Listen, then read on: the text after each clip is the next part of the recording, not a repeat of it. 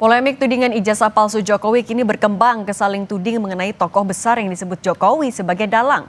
Kode Partai Biru yang dihembuskan relawan Jokowi menyulut protes keras dari Demokrat. Lalu siapa sebenarnya tokoh besar yang dimaksud Jokowi? Sudah studio, tim advokasi anti kriminalisasi akademisi dan aktivis Ahmad Hozinuddin dan juga Waketum Jokowi Mani Andi Azman. Selamat petang semuanya. Selamat petang Cindy, selamat petang seluruh pemirsa. Oke, Bang Andi dulu. Bang Andi, kenapa sih Pak Jokowi nggak langsung nyebut aja nama tokoh besarnya malah bikin bola liar kayak gini? Ya ini kan bukan dikatakan bola liar ya. Pak Jokowi kan mengatakan bahwasannya ada orang besar ini. Kan mengkaji dari lamanya permasalahan ijazah ini kan saya hitung-hitung sudah 8 bulan gitu. Kok bisa bertahan selama 8 bulan ini kalau tidak ada sesuatu yang kuat ya, yang membackup untuk ini gitu. Ya, kalau beliau mengatakan ada orang besar, pasti kan beliau juga mendapatkan informasi ya, mempunyai data untuk itu. Dan itu mungkin ya, beliau yang tahu sebetulnya. Kami sebagai relawan itu memang tidak tahu siapa tokoh besar itu. Dan memang itu tidak didiskusikan juga dengan kita. Kalau ada yang mengatakan anasir-anasir itu ada berhubungan dengan mantan presiden lah, dengan partainya misalnya gitu, itu kan adalah anasir-anasir yang sepihak gitu, bukan yang keluar dari Pak Jokowi sendiri. Tapi kalau gitu kenapa nggak disebutin aja biar nggak jadi semakin panjang? Ini kan juga relawan. Ya, jadi begini Mbak, ini kan namanya politik ya. Politik itu kita tidak perlu ataupun menafsirkan secara terang benderang ya. Politik itu bisa terang benderang, bisa juga ya abu-abu ya, bisa juga putih maupun hitam gitu loh. Karena kalau kita menerangkan secara langsung ya, apa itu kita bisa melihat apakah dia akan tersinggung atau tidak, apakah akan membuat kegaduhan-kegaduhan berikutnya. Kan seperti itu ya kan. Ya buat kami sih sebagai relawan itu ya kita menunggu apa perintah dari Pak Jokowi itu. Kalau Pak Jokowi mengatakan itu bukan dari partai yang dituduhkan misalnya kan, ada Partai Demokrat.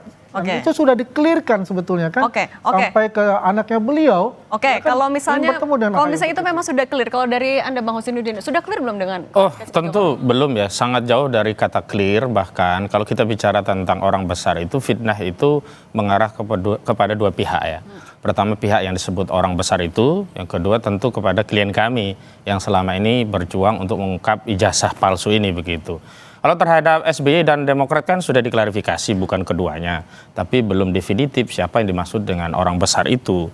Namun terhadap kami kan itu menjadi stereotip negatif bagi kami, seolah-olah perjuangan klien kami ini dikendalikan orang besar, tidak murni berjuang untuk mengungkap keaslian ijazah atau palsunya, dan tentu ada motif politik di balik pergerakan perjuangan untuk mengungkap kebenaran ijazah palsu. Somasi Pak Jokowi akhirnya? Ya, Kamis yang lalu kami sudah kirim ya agar resmi ini menjadi proses hukum begitu. Karena sebelumnya ini juga proses hukum. Jadi kami sangat menyayangkan kalau proses hukum itu ditarik ke ranah politik sebagaimana Bung Andi Azman mengakui itu politik begitu. Kenapa? Karena kalau kita mau jujur juga ya, proses ini menjadi lama itu kan sebenarnya secara subjektif dikehendaki oleh Saudara Joko Widodo. Seandainya Saudara Joko Widodo juga secara subjektif mau segera menunjukkan ijazahnya kalau memang asli, kan tentu kegaduhan ini juga bisa lebih awal diakhiri. Setidaknya kalau masih berlanjut kan tuduhan yang bikin gaduh atau yang ingin lama itu beralih dari sebelumnya subjektif seolah-olah dari kubu Jokowi menjadi pihak-pihak yang memanfaatkan situasi ini yang tidak puas dengan menunjukkan ijazah itu. Begitu. Oke, berarti dari kalau kata Bang Hozinuddin sengaja dilama-lamain. Jadi ini sebenarnya proses hukum apa proses politik, kita akan bahas selanjutnya usai jeda. Tetap bersama kami di Kompas Petang.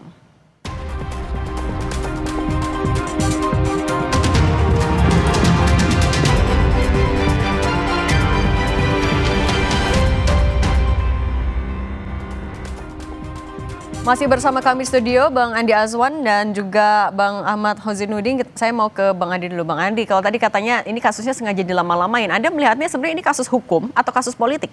Ya, jadi sebetulnya ini jelas kasus hukum. Ya. Kenapa tidak ada kata dilama-lamain dari kita? Kita pengen cepat selesai gitu. Jadi Polda Metro Jaya itu mengkelirkan semua saksi pelapor dan nanti ada saksi terlapor gitu. Karena proses ini berkembang sehingga timbul ada menarik ya untuk kasus politik ya. Ini kita mencoba melihat begini. Dulu Pak Roy Suryo waktu kasusnya Pak Sofyan ya, mantan rektor itu, dia mengatakan bahwasanya Ibu Ova, rektor UGM ini telah dipanggil ke Jakarta beberapa kali oleh orang yang paling tinggi di Republik ini. Oke, ya kan? poinnya di sini, artinya dia memang ingin menarik dalam sisi politik ini Nah sebetulnya. itu yang menarik bukannya Pak Jokowi, karena yang pertama kali nyebut ada tokoh besar. Ini sebelum mengucapkan tokoh besar itu di stasiun TV yang lain. Waktu itu Pak Sofyan yang sebagai mantan rektor itu mungkin adalah kunci dari saksinya nanti, tapi kan kemudian berubah, ya kan, bahwasanya dia menarik, dia punya waktu acara streaming itu, ya permintaan maaf dan sebagainya. Dan pada satu TV itu, ketika saya berhadapan dengan Roy Suryo, dia mengatakan kok, Profesor Opa sudah diundang oleh orang yang paling kuat, paling tinggi di Republik ini. Ya kan? Nah artinya apa? Ini sudah mengeret sebetulnya, mengeret ke arah politik sebetulnya. Nah kalau mengeret secara politik, Anda melihatnya apa untungnya Pak Jokowi kalau misalnya dari kasus ini, dengan lamanya kasus ini diungkap, apa motifnya? Saya tidak mau terlalu jauh ya untuk melihat pretensi apa yang ada pada diri saudara Joko Widodo, keuntungan apa yang dia peroleh, benefit politik apa yang akan dia raih. Saya tidak mau ke sana, tapi saya ingin tegaskan bahwa ada dua sikap kepengecutan dari Presiden ke-7 kita, saudara Joko Widodo itu, baik secara hukum maupun secara politik.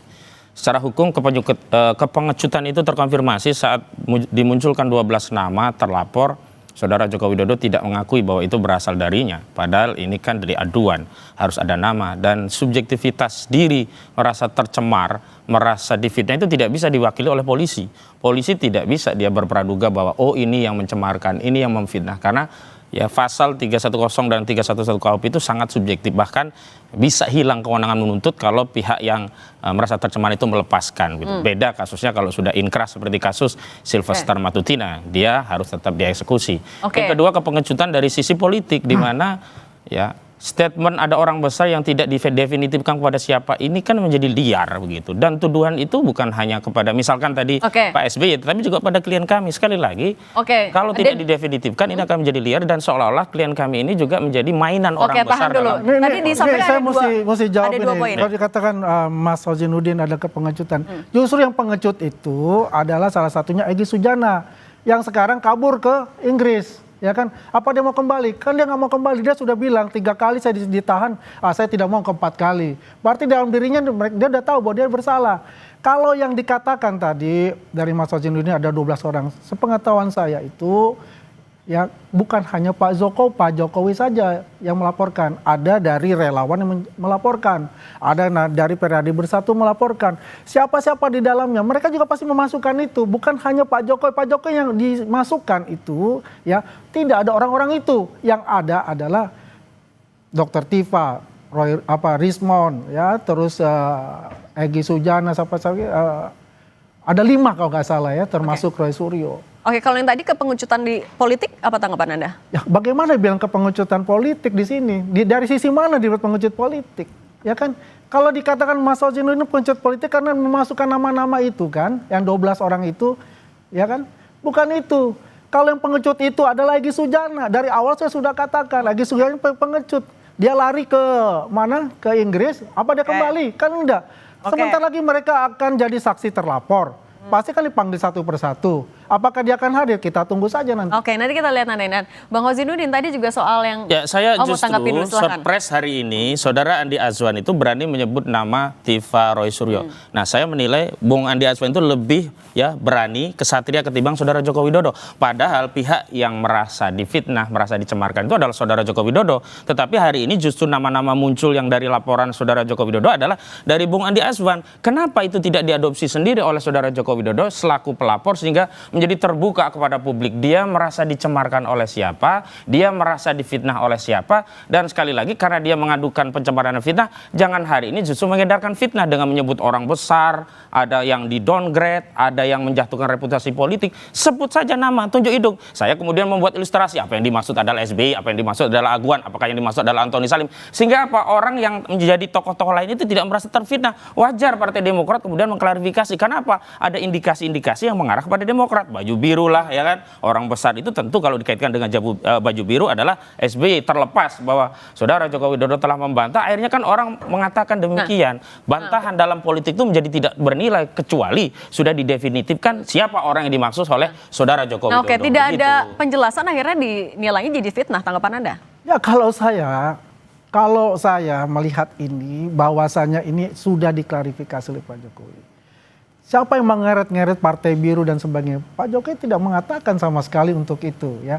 Kalau asumsinya ada beberapa orang, persepsi beberapa orang yang menerjemahkan apa yang dikatakan Pak Jokowi, itu udah salah besar. Itu ada pribadi untuk itu. Kita berpatokan apa yang dikatakan Pak Jokowi. Saya tidak menyebutkan, saya berhubungan baik dengan SBY, saya berhubungan baik dengan semua. Itulah patokan kita sebetulnya, ya kan? Kalau untuk melihat bagaimana perjalanan nanti kasus ini, ya kita memang tunggu saja.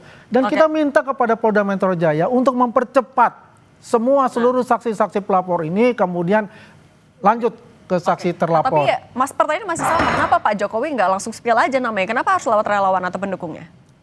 Tidak ada yang mengatakan, maka saya katakan tadi, relawan ini kita tuh menunggu apa yang diinstruksikan oleh Pak Jokowi. Kalau dia menyebutkan nama atau dia menyebutkan sesuatu, kita tidak punya hak untuk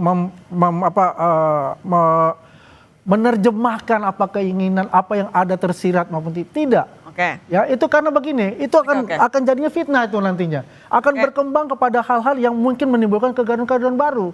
Padahal kita ini berkonsentrasi bagaimana kasus ini cepat dilimpahkan. Kalau gitu singkat tanggapannya dengan Pak Jokowi disomasi. Nah, ini baru saya dengar bahwasanya Pak Jokowi disomasi dari Bung Ozinuddin ini. Ya menurut saya, ya nggak apa-apa, hak konstitusi beliau mau somasi dengan alasan-alasan apa terserah. Tapi yang nanti itu akan ditelaah oleh tim kuasa hukum. Dari Pak Jokowi? Dari Pak Jokowi. Oke, nah kalau gitu, kalau somasinya ternyata tidak ada respon, apa lagi? Yang jelas begini, dalam somasi itu kita mau menutup persoalan ini dengan cara apa? Ya kalau memang tidak berani sebut nama, memang tidak ada yang menimbulkan kegaduhan, tidak ada orang besar, cukup dua hal. Pertama, cabut statement itu dan minta ya kepada publik permintaan maaf. Nggak ada masalah kok minta maaf pada publik dan kita anggap itu case close. Tetapi jika itu tidak ditempuh, tentu kami sebagai bagian dari warga negara yang punya hak konstitusi, ya diantaranya kita mainkan 1365 dan ini tentu saja bisa berkonsekuensi juga ke hal-hal lain yang lucu di dalam konstitusi begitu. Dan tentu saja itu juga boleh ditanggapi oleh saudara Jokowi dan tim kuasa hukumnya. Tapi kami ingin memberikan statement ini dalam konteks untuk mendidik publik bahwa siapapun Anda, terserah atribut Anda itu sebagai apa. Bahkan jika Anda adalah Presiden ke-7 Republik ini, tetap dalam statement itu harus dijaga sehingga tidak menimbulkan interpretasi yang membuat anak bangsa makin terbelah. Oke, terima kasih kalau gitu sudah berbagi di Kompas Petang, Bang Ahmad Hozinuddin dan juga Bang Andi Azwan. Terima kasih. Bisa jawab itu? Singkat saja, silahkan. Ya, kita tunggu nanti. Kan jelas begini, jangan menggeret-geret ya dari partai-partai ya untuk mengadu domba Pak Jokowi. Itu ada Darmawan loh dari kubu mereka loh. Ada Darmawan bukan dari dari tim relawan Jokowi, beliau adalah saksi pelapor Peradi Bersatu. Bukan dari kubu ya. Saksi pelapor Peradi Bersatu. Bukan dari relawan Jokowi. Ya. Kita clearkan itu dulu. Gini loh, kita clearkan untuk masalah itu ya. Jangan menggabungkan bahwa tinggal sebut nama, kalau tidak minta maaf pada publik. Kita tunggu saja nanti. Tidak ada hubungan ya. Oke, kita stop dulu ya. Bang Andi dan juga Bang Hozinuddin, kita stop dulu.